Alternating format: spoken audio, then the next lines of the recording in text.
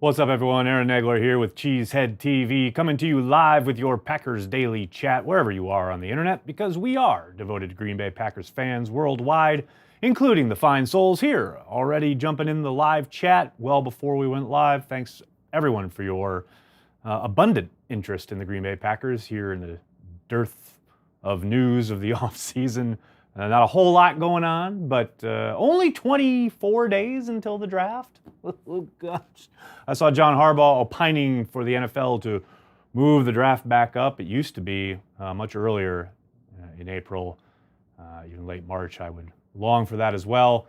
Unfortunately, we have several weeks until the Packers will be on the clock, along with the rest of the NFL, that first Thursday night. But always stuff to talk about with you fine folks, including lots of Star Wars talk in the chat. Always appreciative of that. Yes, Jonathan, starting us off with terrific job, Michigan State. And as much as I hate to cheer for a Big Ten rival, yes, an excellent job vanquishing Duke. Did Duke lose? Oh, that's a shame. You are what your record says you are. That is correct, Jim, alluding to the title of the chat. Yes, until they prove otherwise, the Packers are a bad team. I don't understand even a modicum of pushback on that sentiment. The last 2 years have shown you who the Packers are, and it's not very good. Now, I understand they still have Aaron Rodgers, who can be a bad man. They still have a lot of really good to great parts, but as a collective, they're a bad team. And it's not just a couple of bad drafts. It's the bad drafts, it's poor coaching, it's poor personnel decisions, it's poor decisions at the executive level. It's everything, all combining in a big stew of bad. Well, I'm not saying they're terrible. I'm not saying they're a wasteland. I'm not saying they are back to being the 70s and 80s Packers. But some people online need to get a grip about what they've watched these last 2 years, because it hasn't been good. And that's okay. It's all right to understand that. It's not saying you're okay with it. It's okay to understand it and look ahead and hope for better in the future. That's all I'm saying. They are who we thought they were. Whew, that's tough. Yep, bad play, bad coaching, poor roster depth. Yeah, that's, it's hard to argue with any of that. If we have to be bad, at least 6-9-1 is really nice. Nice. If Oliver is available at 9 or 10, would GM Nagler trade up to make sure they get him? William, there's a lot of variables there. Depends on what's on offer as far as what it would take to move up. I would probably try, but that's just me. I doubt Gutekunst does, though. Hello from Idaho. What's up, Tony? How are you? Bring Burnett back. Yes, Alex, I saw the news. Morgan Burnett has been released by the Pittsburgh Steelers. As I said, I believe a couple weeks ago when the news first got out that he had requested his release. In the subsequent time, they have tried to trade him, found no takers, and now released him. The former Packers safety, I would be very surprised. Now, you never say never, but I'd be very surprised if they went that route. They just signed Amos to a significant deal. He's very much the strong safety type, which is kind of the role Burnett filled in the old defense, and that's the other thing. Bringing Burnett back is, would have made sense if they were still running Dom Capers' defense. But with Mike Pettin in town, I'm not saying he couldn't come in and learn it and fit the bill, but he's very much what they already have. They have an abundance of in-the-box guys. They need a free safety type, a ranging guy from sideline to sideline. That just is not Burnett's game. He was very much like what they have on hand. Guys who are much better, closer to the line of scrimmage, down in the box. That was where he was always at his strongest. That was his, chief kind of upside. That and the fact that he was a real good communicator. You kept the defense together, but again, that was in the old scheme. So I don't see the Packers going that route. Maybe if it's, say, a dirt cheap veteran minimum type deal, then maybe. But even then, I tend to doubt it. I think the Packers are trying to move forward in that regard. Are you excited for Avengers Endgame? No. I mean, don't get me wrong, Avengers is fine. I just don't care. It's like, good Lord, every movie is like, oh, the fight, and the dude makes a wisecrack, and the dude fights, and then some chicks fight, and then they fly, and then some more dudes make some wisecracks. And you know what? I like, Guardians of the galaxy. I like those guys a lot. I wish there was more of them. Like Tony Stark in the first one, that was great. He was so funny and like, that was great. But in the Hulk and that, but like now it's just like, I've seen it, man. I've seen it. And then like the last one, half of them die, but you know they're coming back. Come on. Like, I don't know, man. Spoilers, by the way, if you haven't seen it in the last couple years. But yeah, no, man, just, I don't know. And I get it. And it's not like, hey, man, you like it? Cool, get crazy. It's just not my thing. Have you seen Tom Grassy's video about Devin White? I have, actually. I watched it this morning. I encourage everyone to go check it out. I think Tom does a great job with everything he does, but he's done a really fun job of kind of breaking down the game of all these possibilities for the Packers and for other teams, of course, to draft at the end of April. I encourage you to check it out. London, what are your thoughts on the Packers finally getting to England? It doesn't sound like it's going to happen anytime soon, but I know the quarterback came out during the Super Bowl and said he really wants it to happen. So maybe he helps push it along. Jersey Al is in the house. What's up, Jersey Al? The Cheesehead TV Draft Guide does have an excellent ode to McCarthy's tenure in Green Bay, written by C.D. Angeli. I highly recommend you guys getting the draft guide for a number of reasons, including C.D.'s excellent piece. Burks or Devin White? I would think Devin White. I think Burks has got a lot of promise, but man, you didn't really see any kind of development in where his, shortcomings were. Even when he was drafted, the word on the kid was really good in space, really good in coverage, but struggled against the run, struggled to take on blocks, and you never really saw that improve throughout the season. And, you would have think if you had seen even a little bit of development in that area, you would have seen him on the field a little bit more, especially prior to things getting out of hand and the postseason being a foregone conclusion, them not being in it. But you never really did. All you saw was them keeping him off the field until it really didn't matter anymore. And then he got on the field, and he didn't see a whole lot of development. So, again, that doesn't mean a whole heck of a lot going forward. He's got a whole offseason to train, whole offseason to learn, keep learning, keep developing in the defense. There's upside there, but I think Devin White is a much better prospect. Whew, questions coming fast and furious. A lot of rings criticism on Twitter lately, but it's never directed at Breeze. Well, Breeze and the Saints and what have you, they're back on the upswing, of course. I think that's what you're seeing as far as, riding it out through those 3, 7, and 9 seasons, and now they're back, etc. The Packers weren't allowed to do that. The Packers went on their kind of downward descent these last 2 years, and McCarthy was kicked to the curb.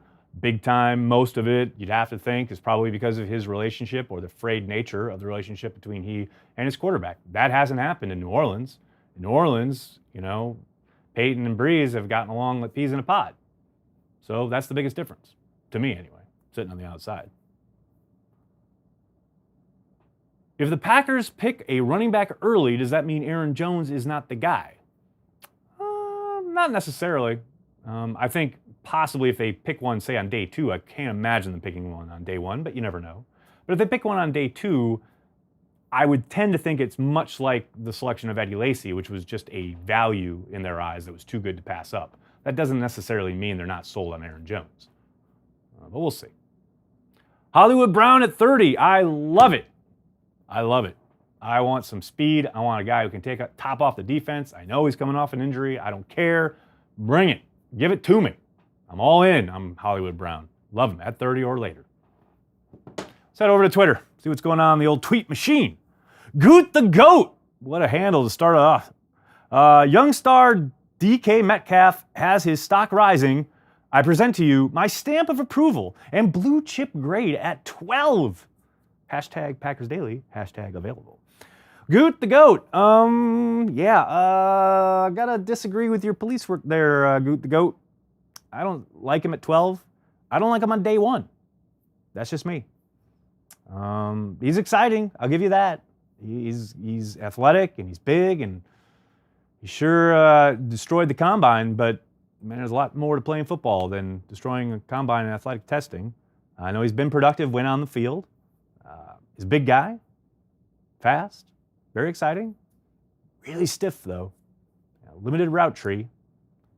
I don't know. I'm not saying he can't be a big star in the NFL. Maybe he comes in, lights it up. Total possibility. But at 12, whew, bit rich for my blood. With players like Khalil Mack last year and now DeMarcus Lawrence this year wanting big money and teams trying to spread out the cap to their roster, do you think it's going to be a lot of superstars finding new homes in years to come, or teams are going to still pay?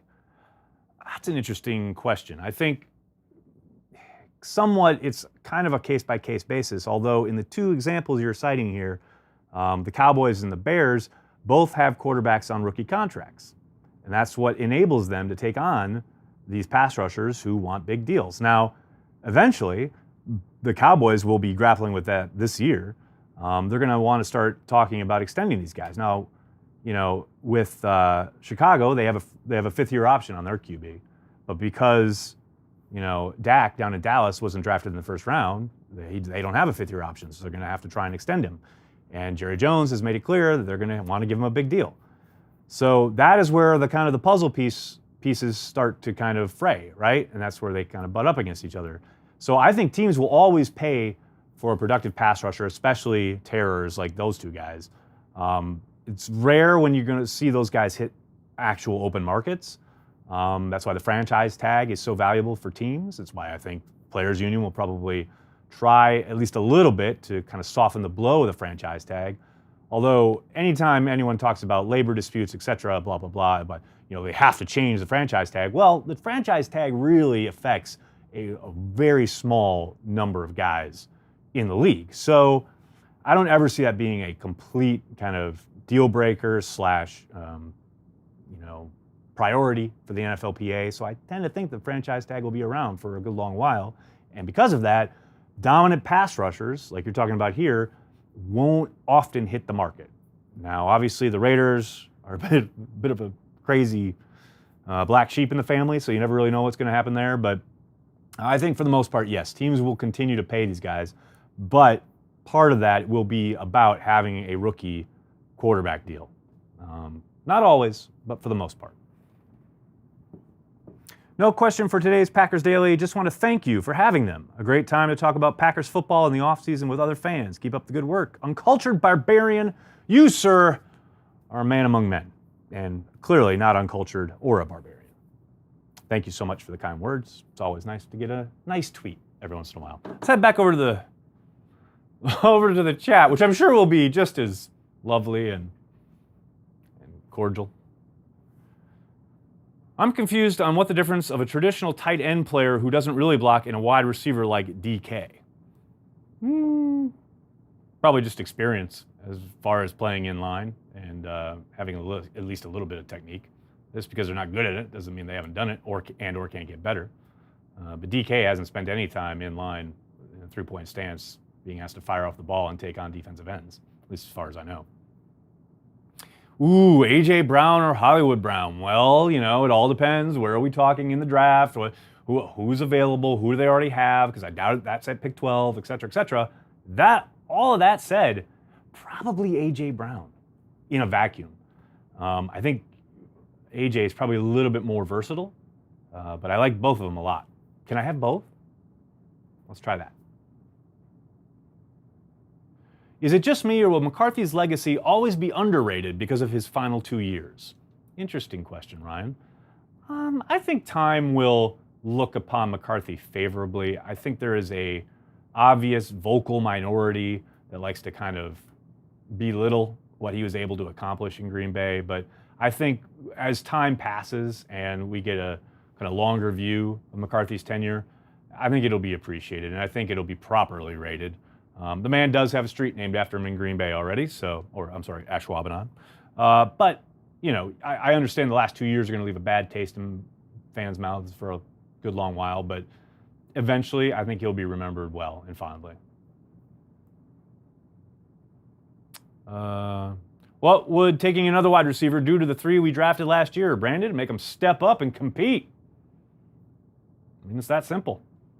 You can never have too many talented players on your football team, regardless of their position. And I tend to think a little kind of premier, quote unquote, if you take a high draft pick, tells your guys they got to step up. Nothing's going to be handed to them. I don't hate it. How much defensive help does this current roster really need? Really need, asks Robert. That's hilarious. How much does it really need? I would say a bit. I still think they need help along the edges. Still think they need some serious help at safety. There's got talent at corner, but they could probably use one or two more. You know, they need some augmentation there. They're not set by any stretch of the imagination. Daniel says, I blame the last 2 years on Ted Thompson and Mark Murphy. And that is your absolute right. I don't think there's any one person or one easy answer as far as who is to blame. I think it is a great big melting pot of problems and issues that all kind of coalesced to make it happen in these last 2 years. And, you know, that's where the Packers are at the moment. Ooh, do you think Crosby is on the active roster on September 5th? Ask me again after the draft. Do you see Jamal Moore getting cut if he has another poor performance in the offseason? Ryan, you can't say it's not a possibility. If he comes in, say, even if he has a good offseason, say like during the, you know, offseason program, mini camps, what have you, and then comes into training camp and has a poor kind of couple weeks, poor showings in preseason, not out of the realm of possibility at all that they cut bait at that point. Now, there's a long way to go before we get there, and I don't think that happens. But is it a possibility? You'd be silly to dismiss that idea. Is J.K. Scott on the roster in 2019? I would say yes, but it all depends on how he continues to evolve and develop as a player. You made the switch from Facebook. Welcome, David. Now I can see your comments. I heard someone saying he wouldn't pick Oliver because he is undersized. Your thoughts on this? Daniel, I think that is silly. I think it is ridiculous. I think it is a bamboozlement of absurdity. So he's a little small. So what? He's disruptive. He's quick as hell. I talked about this ad nauseum here in this chat. You know, you want to talk about undersized guys. Yes, you can find fault in a lot of things. You can look at athletic testing and pretty much skew numbers to make them say whatever you want them to, etc. I turn on the tape. I see a guy who is incredibly disruptive, no matter who he's going against, no matter the level of competition, no matter where he's being played. By the way, undersized, quote unquote, at nose tackle for much of the year down there in Houston. All you see is disruption, quick first step, a guy who creates problems, a guy who, by the way, every opposing offense had to pay extra attention to week in and week out. Give me that guy. Game of Thrones in 2 weeks. Matt Pearson here with lots of exclamation points. You know, let me tell you this about Game of Thrones. I really cared for those first couple seasons, and now I'm just ready for it to be over. Kind of turned into fan fiction once the two showrunners took over. Not that I don't love it, not that I won't watch every episode and be all caught up like I am every year, but I'm ready for it to be done.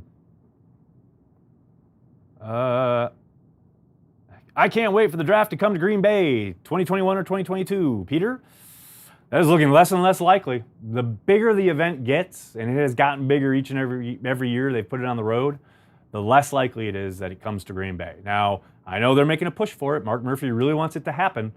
But if it's going to happen, it's got to happen soon. They've got to win it, because if they don't, yeah, it's not going to happen ever. But what's the best April Fool's joke? The best April Fool's joke is the one that isn't made. Forever and ever, amen. Josh Jones, lots of question marks. Josh Jones does exist. Josh Jones will be given every opportunity to earn a roster spot in 2019. Have I adequately answered your question that has no real question? Zachary, it doesn't matter how many times you type it in, I'm not going to answer that or even put it on the chat. Nags, do you think Devontae has the most swagger of any wide receiver in recent Packers history? Most swagger? I don't know. I mean, I define swagger. I mean, Donald Driver had some swagger when he was doing the shimmy after a first down. Yeah, I don't know. Sure, why not? Never besmirch Game of Thrones again. Best show in history. Oh my God, that. Whoo, hot takes flying. Hot takes flying. I would encourage you to watch Deadwood and The Wire, both of which are much better than Game of Thrones. Welcome to my TED Talk. Shaving off the beard was a cruel April Fool's joke. Yeah, I guess so. Your thoughts on the off-season rule changes? Well, I'm no fan of the review, and I love that Sean Payton and Roger Goodell are all buddy-buddy now. I hate the idea of being able to look at interference that wasn't called. The one thing I know people are saying, like, it's going to extend games, it's going to make games even longer. I don't see that happening because coaches still only get the same number of challenges. They have to win 2 to get their third, et cetera, et cetera. But yeah, I'm a traditionalist, so I'm always kind of resistant to change. The last kind of big thing the league did that I really was all behind was getting rid of the celebration penalty. And before that was getting rid of the tuck rule. I'm much happier when they're getting rid of stuff, I guess. I'm more psyched for the Deadwood movie than I am for Game of Thrones. Thank you.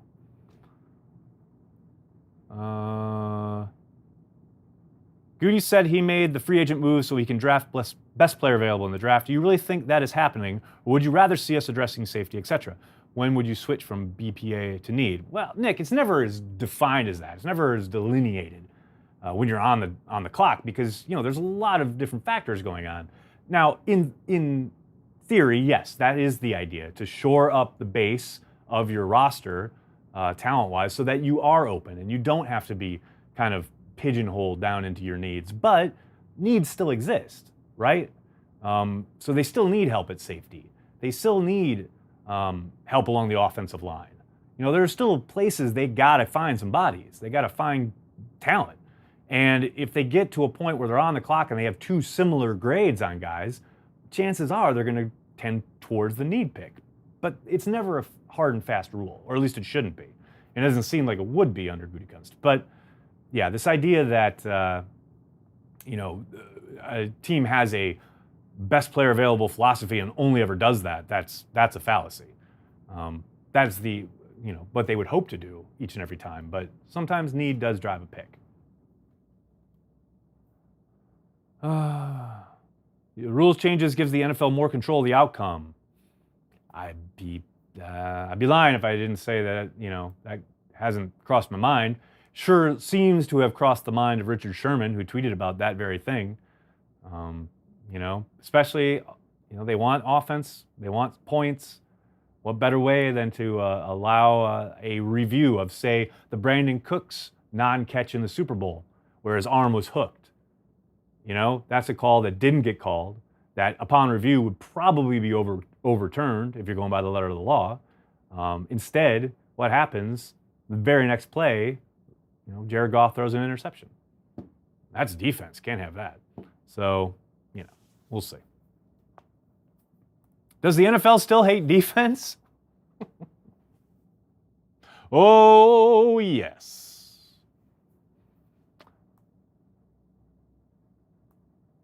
Tom Grossi should be at the draft party.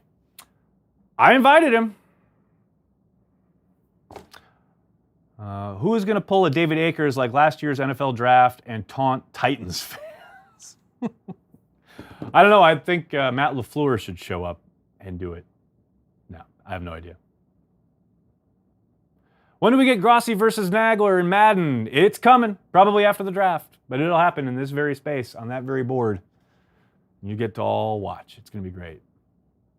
Tom Grossi hates the draft. How is that possible? He's doing like a prospect video a day for the last 10 years. That is an estimation. Did you hear Devontae on the Lefko show? Seth, I did. It was fantastic. But why is he coming to New York City and talking to Adam Lefko, lifelong Eagles fan, not coming here to Cheesehead TV, talk to some 2 bootstrapping huge Packers fans who've been around for 10 plus years? Devontae, breaking my heart, buddy. How do you feel about wide receiver depth if Adams and or Allison go down? Not great, but, they don't suit up on Sunday. So ask me again, say week 1. Woo! Daybreak, that's a question. Brian Burns, Montez Sweat, or TJ Hawkinson at 12. Those three? Only those three? Probably Burns. Maybe Hawkinson. Depends how I feel when I'm on the clock. Did you invite him? Yes, I invited him. All right. Rocky ended the Cold War with one punch. Hashtag never forget. There's no better place to leave this chat. I love it. Sorry if I couldn't get your question. There was a lot of them. Some really off topic. I'm sorry. I know I ramble a little bit on the Game of Thrones and the Deadwood and what have you, but thank you so much for all the Packers questions. You know, I'm always online. Shoot me one there on the old tweet machine and I'll probably get to it eventually. I'll be back on Wednesday. No chat tomorrow, but I'll be back Wednesday afternoon. In the meantime, make sure you're checking out everything we do at Cheesehead TV, including, please, the draft guide. Pre-order it because the price is going to go up once it gets emailed out. I believe that happens this Friday, so there's still time to get in on it. You get, you know, incredible breakdowns of all the prospects, tons of feature articles. You get a special Packers draft guide only Packer transplants with me, Corey, and Andy Herman breaking down the draft. So, man, this is a great deal. $6.99 pre-order. It's available now. Go to cheeseheadtv.com. On the homepage, there's a pre-order button. You can just go right there, take you to the shop, get your pre-order in right now. Do it, people. All right. Thanks a lot, everybody. Thanks for, you know, chatting on Facebook, YouTube, Twitter, Insta, wherever you are. Thanks so much, everyone.